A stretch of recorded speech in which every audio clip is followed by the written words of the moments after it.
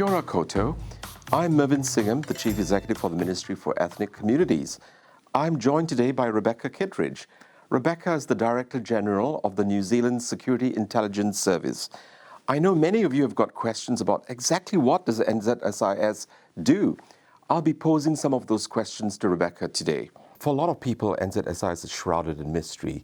They sort of think everything you do is in secret, and there's a lot of myths in this area. What's myth and what's reality? There are so many myths about the service, and it's always been that way. And partly that's been because we have been, I think, in the past a bit too secretive. So that's changed a lot in recent years. And I'll talk about that in a minute, the importance of being as transparent as we can.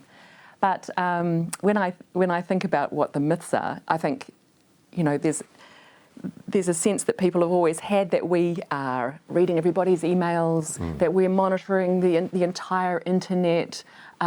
People are influenced by watching Bond films. They watch programs like Homeland. And when I see those things, I'm absolutely horrified to think that people think that we're charging about the countryside in Aston Martins, you know, detaining people unlawfully, you know, whatever that might be. And actually in our country, it's not like that at all.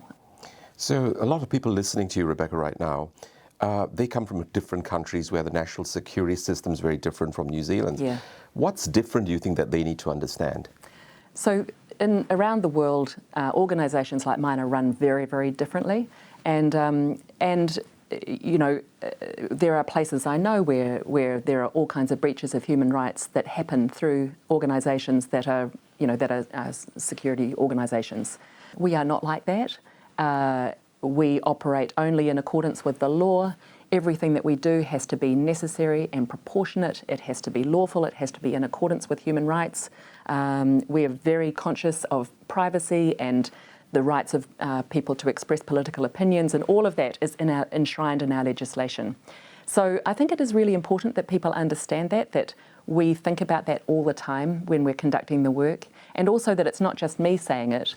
There is an Inspector General of Intelligence and Security who is our oversight body, and that is an office of, I think it's 7 or 8 people who have their job is to look across us and the GCSB all the time to conduct inquiries and reviews and to ensure that we are actually operating according to the law.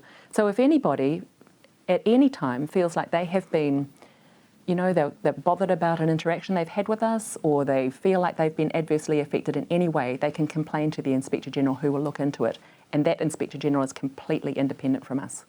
So if somebody listening says, we think NZSIS hasn't done their job properly, they can complain, the way you just described before? If there's anything there, for example, anybody who had an interaction with one of my officers who felt unhappy about it could complain to the Inspector General, who would look into it.